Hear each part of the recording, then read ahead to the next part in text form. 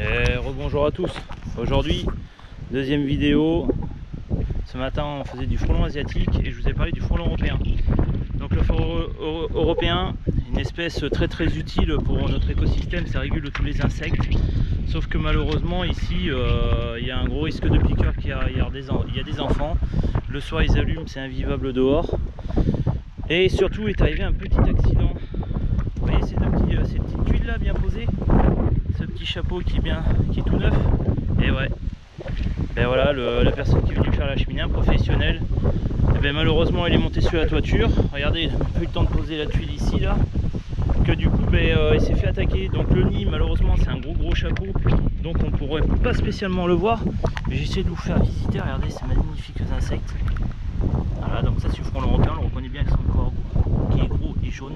Regardez le nid où il est. Alors je sais pas si vous le voyez, mais il est dedans. Voilà. Donc j'essaye de faire des vidéos pour montrer aux clients la taille du nid. Et si on n'y arrive pas, de toute façon on va faire le traitement et vous allez voir qu'il y aura du monde qui vole. Voilà. Donc bien sûr, il n'aime pas trop ça. Hein. Il n'aime pas trop ça être dérangé, le pépère. Mais c'est comme ça.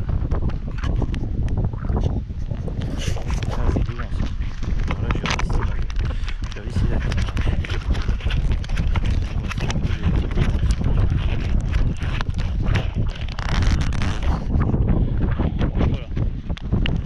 Traitement ensemble, vous allez voir que ça va pas être joli. Je vais descendre, on se recule.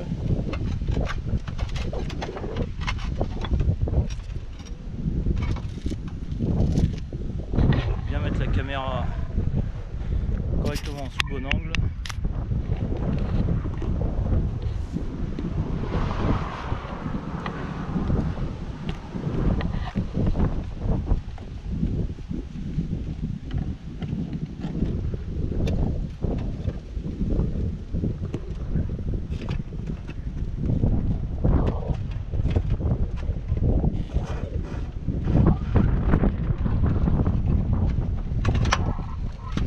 Là je viens de contaminer.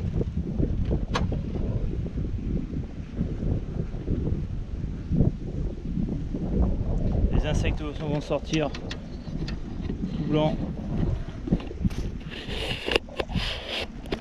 Je vais vous faire écouter le bruit.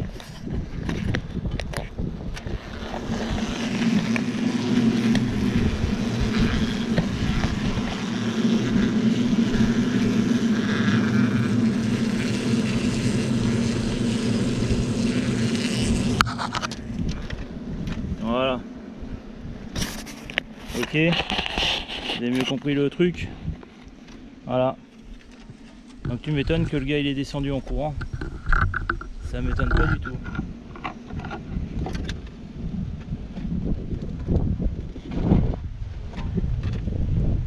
Donc des petits à-coups de poudre, hein. Comme je dis à chaque fois, ça sert à rien d'en mettre une tonne.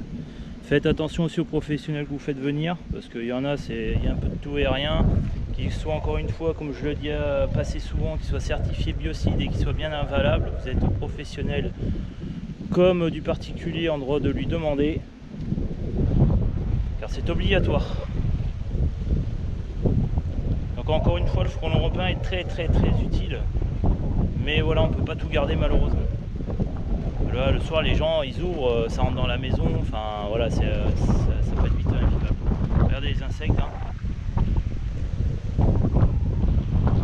Ça va sortir au fur et à mesure. Je ne sais pas si la qualité du son est bonne parce qu'il y a beaucoup de vent.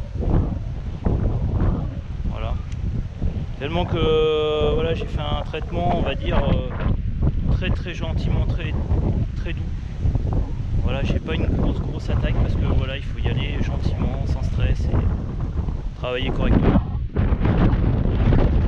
Sur la toiture, je suis au moins à 6 mètres de haut. Je peux vous dire qu'avec le vent, regardez l'équilibre, il faut être funambule. Voilà, regardez ça comment ça sort.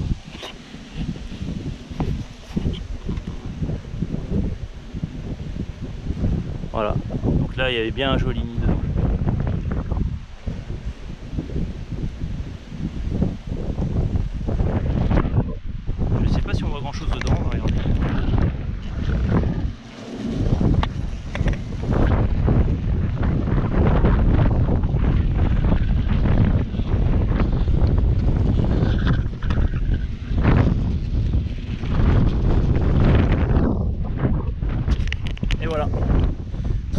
terminé.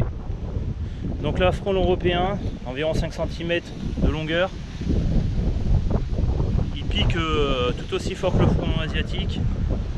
Sauf que bon, on peut le considérer comme un nuisible, oui et non. Voilà. Parce que si c'est tout en haut d'un arbre, c'est assez isolé.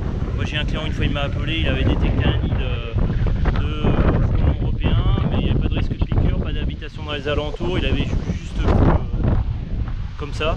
Donc pour moi il n'y a pas lieu de traiter, donc par toute honnêteté j'ai dit non, laissez-le tranquille, ça sert aussi à la biodiversité. Voilà, un traitement raisonnable. Allez, je vous souhaite à tout à l'heure, parce que j'ai fait un nid de frelon asiatique cette fois-ci dans un, alors il m'a dit un acacia à 5 mètres de haut, donc cette fois-ci j'accrocherai mon téléphone directement sur la perche. Allez, à tout à l'heure.